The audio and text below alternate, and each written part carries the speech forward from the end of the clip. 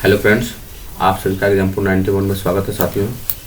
चलिए रोज़ की तरह हम लोग फिर स्टेट SST पेपर 2 के लिए भी है और पेपर 1 के लिए भी वीडियो बना रहे हैं साथियों। पूरा PVI है, प्रीवियस ईयर का क्वेश्चन है, सब एकदम इम्पोर्टेंट है, सबको शोध करके निकाला गया है साथियों। देख सकते हैं आप लोग। अगर एग्जाम्पल 91 पर है नए साथियों तो चैनल को लाइक सब्सक्राइब जरूर कीजिए और शेयर भी कीजिए साथियों, क्योंकि आपके एग्ज़ाम तक यानी 7 जुलाई तक चलेगा साथियों सेशन। और जो ये सीरीज देख लीजिएगा 20 पार्ट करके आएगा, 20 सीरीज करके आएगा, उसका कम से कम हिंदी में तो 28, 29 नंबर या 27 नंबर कन्फर्म आ जाएगा साथियों। इसलिए चैनल को लाइक सब्सक्राइब जरूर कीजिए। चलिए हम लोग डायरेक्ट क्वेश्चन की ओर चलते साथियों बिना समय गुजारे हुए। चलिए आज से जो हम पढ़ेंगे आपका 61 नंबर से। कहाँ से पढ़ेंगे साथियों? 61 नंबर से पढ़ेंगे। अगर एग्जाम्पल 91 पर नहीं है तो पहले जाके पार्ट 1 और पार्ट 2 पढ़ लीजिए, जाके प्लेलिस्ट में पढ़ा होगा साथियों, तब आपको 61 नंबर से समझ में आएगा। ऐसे अन्यथा ऐसे नहीं समझ में आएगा साथियों।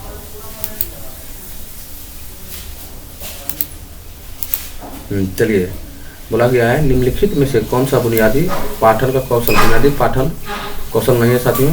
तो आपका रूप विज्ञान क्या है? रूप विज्ञान नहीं है, डिकोडिंग है, शब्द पहचान है और पाठन शब्द भंडार है साथियों। एक शिक्षक छोटे बच्चे को शुरुआती शब्द में नियंत्रण और प्रोत्साहन के रूप में अपनी भाषा अर्जन करने के योग्य बनाती है और उसी के अनुरूप व्यवहार करने के लिए कहती है। डैश के अनुगमन कर रही है साथियों। तो जान रहे हैं आप लोग, आपका सेकंड स्टेप हो जाएगा टोटल फिजिकल रिस्पॉन्स उपागम। रिस्पॉन्स उपागम है साथियों। 63 नंबर में बोला गया है भाषा डैश का एक सामाजिक उपकरण है। क्या है? सामाजिक उपकरण है साथियों। तो अंतः क्रिया करके भाषा ज़्यादा सीखा जाता है। पढ़ते समय विवरण, स्थान, नाम, तारीख, समय आदि की खोजना। जान रहे हैं आप लोग। स्थानीय बोध क्या साथियों? स्थानीय बोध है। एक शिक्षिका कक्षा 5 में विद्यार्थियों को पढ़ने का आनंद लेने और अवधारणा की बेहतर समझ प्राप्त करने के लिए एक लंबे पाठन के लिए कहती है साथियों। एक लंबे पाठन बोला गया साथियों। आपका विस्तृत पाठन, क्योंकि देख सकते हैं इसलिए विस्तृत पाठन हुआ है क्योंकि आनंद लेने के लिए बोला गया। आनंद लेने के लिए आपका विस्तृत पाठन होता है साथियों। अगर कोई परीक्षा के लिए पढ़ता है तो आपका गहन पाठन होता है, एकदम स्क्रीनिंग जिसको बोलते हैं, एकदम गहन से पढ़ना साथियों। ये परीक्षा के लिए हो जाता है और आनंद के लिए आपका होता है विस्तृत पाठन हो जाता है। एक शिक्षक छोटे छात्राओं को नए शब्द सिखाने के लिए वास्तविक वस्तुओं का उपयोग करती है, क्योंकि आपका 4 सही हो जाएगा।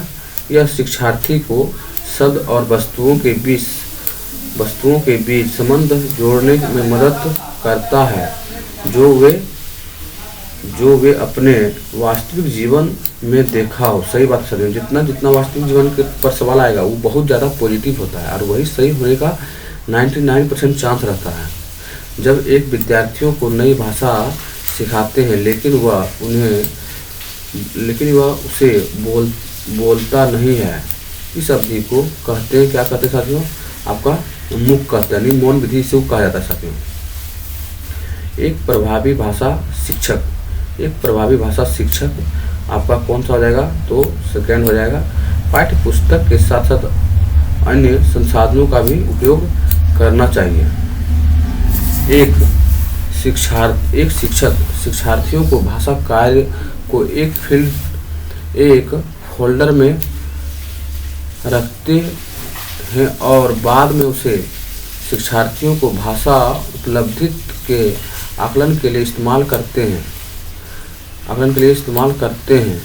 आकलन की यह रणनीति क्या कहलाती है साथियों? आकलन की यह रणनीति क्या कहलाती है? तो आपका पोर्टफोलियो, क्योंकि बच्चे का काला चिट्ठा सब आपका एक डायरी बना होता है, उसी को पोर्टफोलियो बोलते हैं और उसी में जितना भी रहता है उसी में सब रखा जाता है, दिया जाता है साथियों। लक्ष्य भाषा सीखने में शिक्षार्थी को मातृभाषा के हस्तक्षेप की अनुमति न होने वाली शिक्षण पद्धति को डैश कहते हैं। क्या कहते हैं? तो प्रत्यक्ष पद्धति। क्या कहते हैं? प्रत्यक्ष पद्धति कहते हैं। निम्नलिखित में से कौन सा अधिगमी उपागम पर आधारित नहीं है? अधिगमी उपागम पर आधारित नहीं है, तो कौन सा नहीं हो जाएगा? तो आपका इसमें थर्ड सही हो जाएगा साथियों। थर्ड में बोला गया है शिक्षार्थी एकल शब्द या पद पर ध्यान केंद्रित करते हुए भाषा को समझते हैं साथियों। शिक्षार्थी एकल शब्द या पद पर ध्यान केंद्रित करते हुए भाषा को समझते हैं। उपचारात्मक शिक्षण है। क्या है उपचारात्मक शिक्षण? तो आप लोग जान रहे हैं, शिक्षार्थी को सिखाने में आने वाली रिक्तियों को भरना उपचारात्मक शिक्षण होता है। सीखने की वह अक्षमता जो हमारे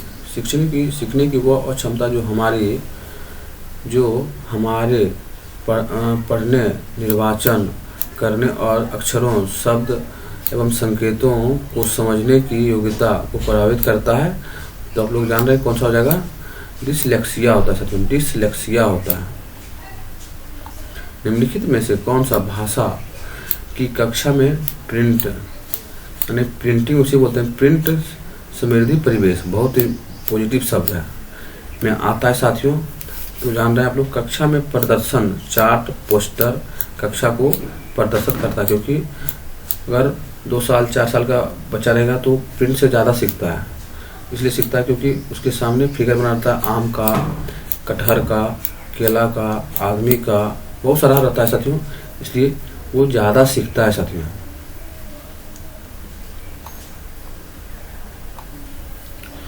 प्रथम पीढ़ी के शिक्षार्थियों वे हैं जो प्रथम पीढ़ी के शिक्षार्थी वे हैं जो साथियों जान रहे हैं, आपका सेकंड हो जाएगा, फर्स्ट हो जाएगा, अपने परिवार से सबसे पहले विद्यालय गए हो, उसी को बोला जाता है प्रथम पीढ़ी के विद्यार्थी।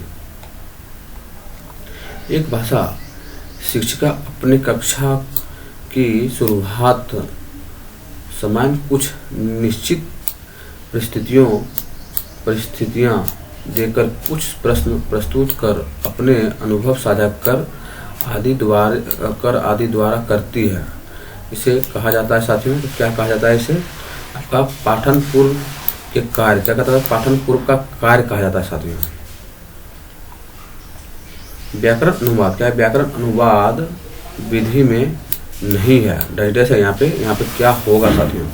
तो आपका यहाँ पे थर्ड सही हो जाएगा। थर्ड में बोला गया है विद्यार्थियों के संप्रेषण कौशल का समर्थन करना। क्या है? विद्यार्थियों के संप्रेषण कौशल का समर्थन करना साथियों आपका व्याकरण अनुवाद विधि में नहीं आता है। मातृभाषा द्वारा सिखाने को बढ़ावा देना ये आता है, व्याकरण को महत्व देना ये भी आता है साथियों, और विद्यार्थियों को भाषा के आधार पर प्रयोग करना एवं योग बनाना ये भी आता है।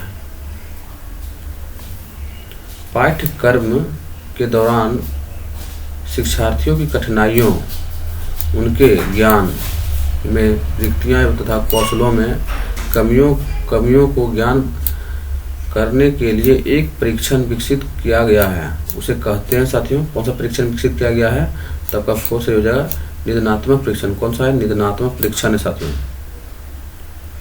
प्राथमिक स्तर पर शिक्षार्थियों के आकलन के दौरान एक भाषा शिक्षक को मुख्य रूप से निम्नलिखित में से एक पर ध्यान देना चाहिए। क्या, किस पर ध्यान देना चाहिए?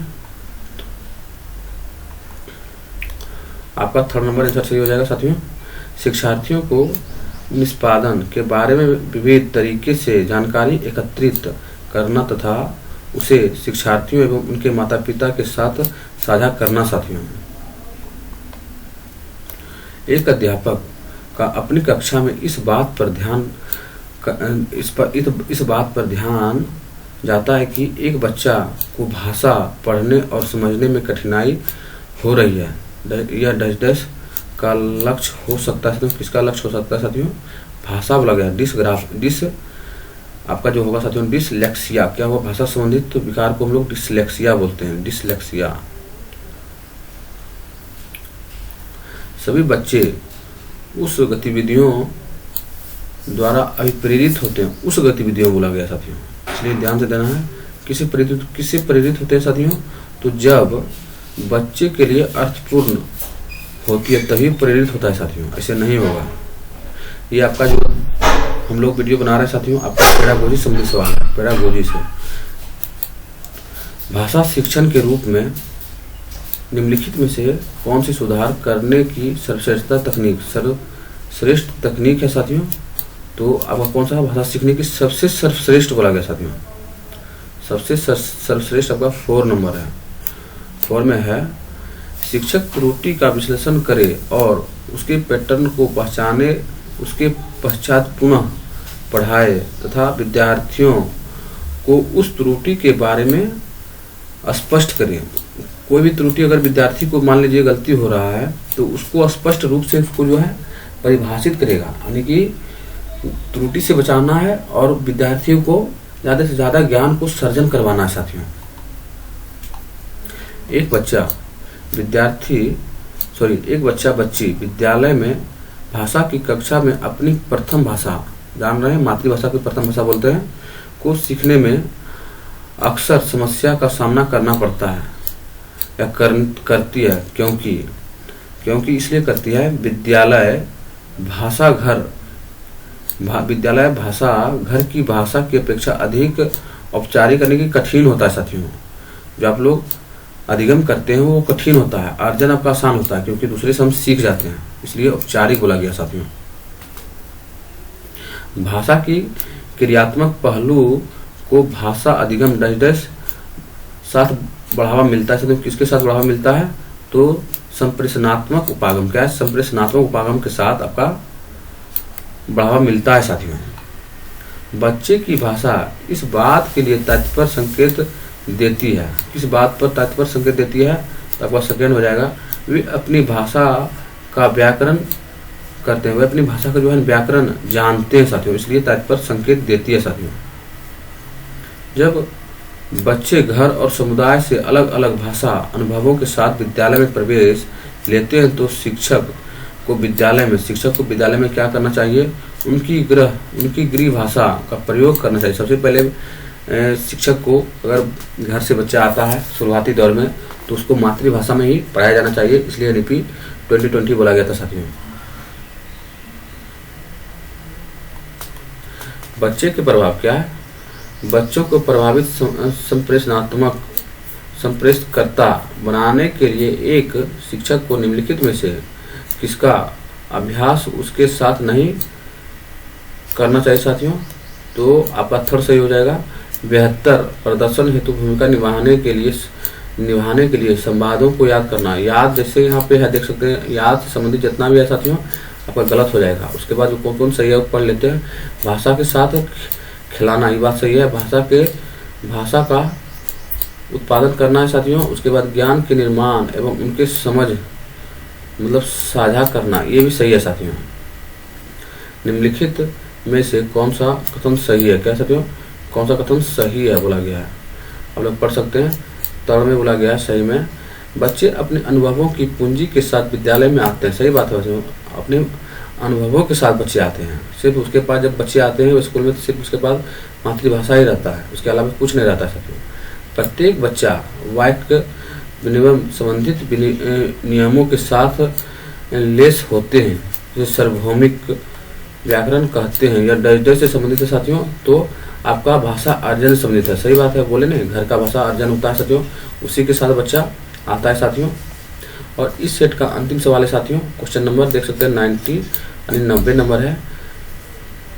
नए शब्द पढ़ने के लिए अक्षर को उनकी ध्वनि से संयोजित करना डाइजेस्ट कहलाता है साथियों। तो आपका स्वनिमिक जागरूकता क्या कहलाता है, स्वनिमिक जागरूकता कहलाता है साथियों। चलिए जय हिंद साथियों, हम लोग फिर नेक्स्ट वीडियो में मिलेंगे।